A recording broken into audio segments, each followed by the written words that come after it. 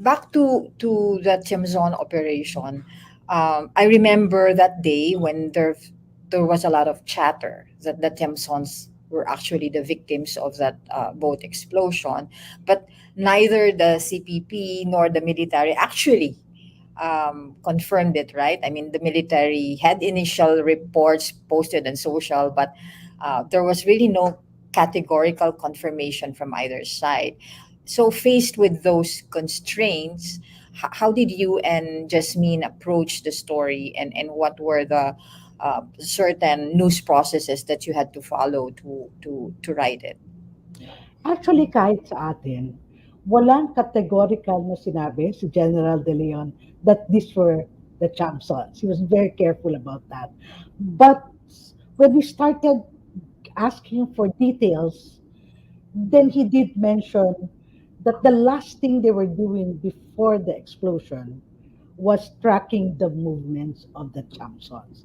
So when we got that, when we started na, but before we talked to him, the moment they said possible Tiamzon couple, we gathered all the articles, that we could get on what had happened in the last year, just to see if there was a pattern, just to see if um, we could find anything that would lead to this incident. And then that's when we started asking the general, who, Glenda, I must say, was refreshingly upfront. Yes. He had security, operational security in mind, and there were things that he could not tell us.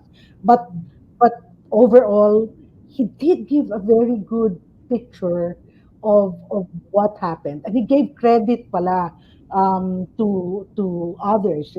He said he had arrived in December 2021, and but previous to that, that's when we started kinalkal namin yung mga ibang stories.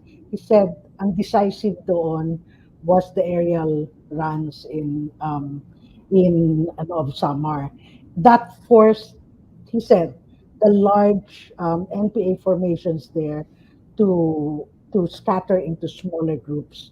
That, he said, was easier to track na because the Joint Task Force Storm, a combination of land, sea, and air, no, they would go out for weeks. Yun ang sabi niya.